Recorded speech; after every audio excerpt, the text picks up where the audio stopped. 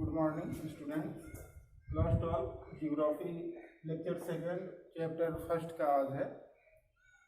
इसके पहले हम लोग जो है नेचुरल वेजिटेशंस के बारे में पढ़े थे, प्राकृतिक वनस्पति के बारे में, जिसमें वनों के प्रकार, कितने प्रकार के वन पाए जाते हैं, उसके बारे में हम लोगों ने अध्ययन किया। आज हम लोग क्लाइमेट इफेक्ट ऑन वेजिटेशंस के बारे में पढ़ेंगे, यानी वनस्पति का जलवायु पर प्रभाव क्या है, इसके बारे में अध्ययन करेंगे। तो वनस्पतियों का हमारे जलवायु पर बहुत अधिक गहरा प्रभाव पड़ता है।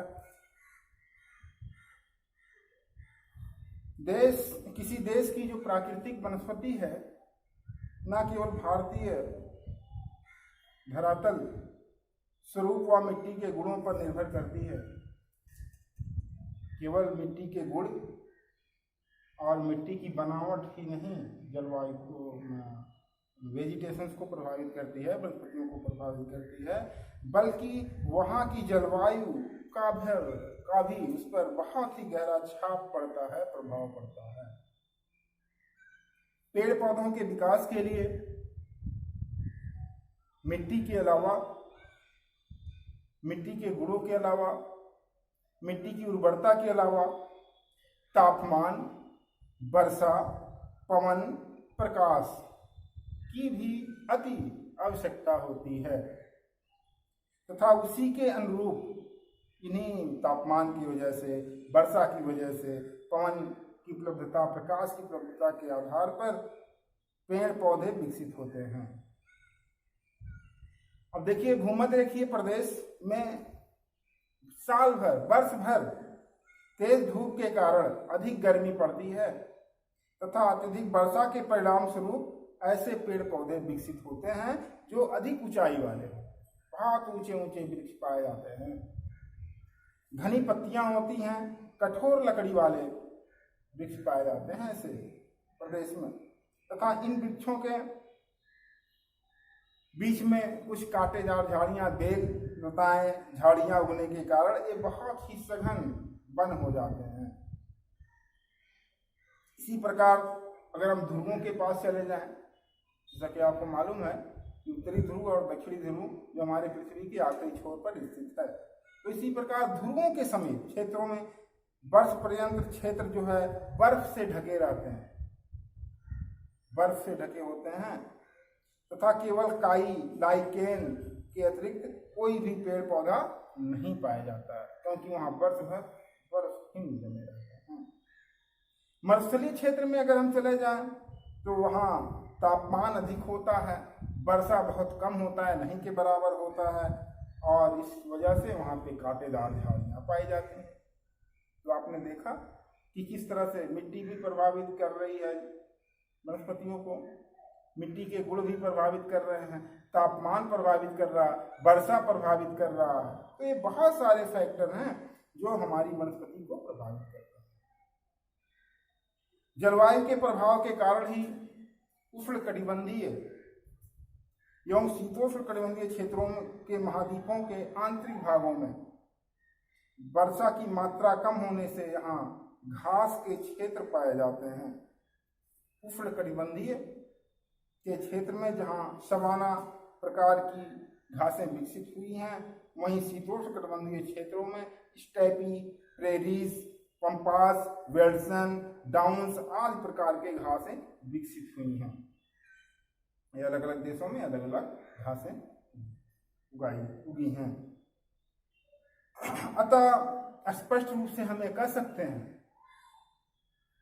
कि प्राकृतिक वनस्पति जलवायु का अनुसरण नहीं करती।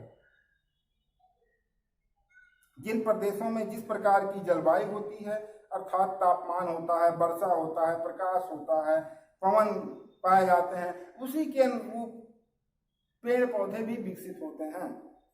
अतः जलवायु प्राकृतिक वनस्पति के विकास का मूल आधार होता है।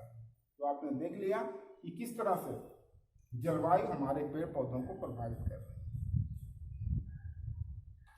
इसके बाद हम लोग जलवायु वनस्पति का जीव जंतु से क्या संबंध है, रिलेशन क्या है, उसका अध्ययन करेंगे। Relation of animals to climate vegetation, यानी जलवायु वनस्पति का जीव जंतुओं से क्या संबंध है। जैसा कि हम जान रहे हैं खाद्य श्रृंखला के बारे में जब हम अध्ययन किए होंगे तो हमें एक खाद्य श्रृंखला में दर्शाया गया कि सर्वप्रथम जो है वनस्पतियाँ ही उगी, उसके बाद शाकाहारी जीव आए, उसके बाद फिर मांसाहारी, फिर हम लोग सर्वाहारी। इस तरह से तो वनस्पतियों से हमारा क्या संबंध है आप जानिए। वनस्पतियाँ हमारे लिए ऑक्सीजन देती हैं, इससे भी हमारा उससे गहरा संबंध है। भूतल पर विभिन्न जलवायु प्रदेशों के आधार पर ही प्राकृतिक वनस्पतियों का विकास हुआ है। इसी प्रकार विभिन्न जलवायु प्रदेशों में अनेक प्रकार के जीव जंतु भी पाए जाते हैं।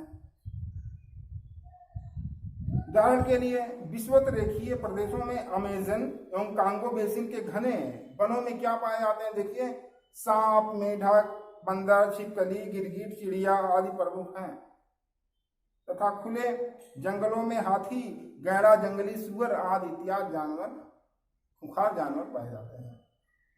नदियों में अगर हम जाएं, नदियों की बात करें तो दरियाई घोड़े, मगरमच्छ, घड़ियाल आदि मिलते हैं। इसी तरह से अत्यंत गर्मी वाले उष्णार्द्र जलवायु में अगर हम जाते हैं तो अनेक प्रकार के जहरीले कीड़े मकोड़े, जिनके काटने से मलेरिया, पीला बुखार, रीजी मक्खी के काटने से लोगों की मृत्यु तक ही हो जाती है, तो ऐसे कीड़े मकोड़े मिलते हैं। ठीक इसके विपरीत ध्रुवों प्रदेशों में हम कनाडा में कैरूर तथा यूरेशिया में रेडियर पाए जाते हैं, जो आर्थिक दृष्टि से बहुत ही महत्वपूर्ण होते हैं। इनके अतिरिक्त ध्रुवीय प्रदेशों में अगर हम चले जाएं, ध्रुवों के पास जहाँ बर्फ जमा होता है, बर्फबारी होती है अधिकतर, वहाँ मोटे चमड़ी वाले, शरीर पे घने बाल वाले जीव जंतु पाए जाते हैं, जिनमें भालू है, लोमड़ी है, खरगोश है, गिलहरी है और समूह वाले जानवर यहाँ पाए जाते हैं। समुद्री भागों में, समुद्री तटीय भागों में अगर हम जाएं तो वहाँ पे हम देखते हैं सील, वायलसल तथा व्हेल मछलियाँ पाई जाती हैं। इन क्षेत्रों में कठोर जलवायु के कारण ही विशेष प्रकार के जीव जंतु पाए जाते हैं। तो आपने देखा कि जलवायु तथा वनस्पतियों का जीव जंतु से क्या संबंध है। किसी भी प्रदेश की प्राकृतिक वनस्पतियों पर जलवायु का सीधा प्रभाव, डायरेक्ट इफेक्ट पड़ता है, अर्थात उस प्रदेश की जलवायु के अनुकूल प्राकृतिक वनस्पतियां विकसित होती हैं तथा प्राकृतिक वनस्पतियों के अनुरूप वहां जीव जंतु ही विकसित होते हैं। अतः मानवीय क्रियाकलापों पर किसी प्रदेश की जलवायु, प्राकृतिक वनस्पतियों तथा जीव जंतुओं का भी प्रभाव पड़ता है। किसी प्रदेश की जलवायु, वनस्पति एवं जीव जंतुओं के आधार पर ही मनुष्यों का भी क्रियाकलाप तय होता है। जैसे आखेट करना मतलब शिकार करना, घुमक्कड़ी जीवन, घूमना, जीवन यापन, मछली पालन करना, मत्स्याखेट करना, अस्थायी कृषि कार्य, अन्य क्रियाएं हमें देखने को मिलती हैं। तो इस तरह से जलवायु तथा वनस्पतियों का जीव जंतु से संबंध है। बस आज के लिए इतना ही। Thank you.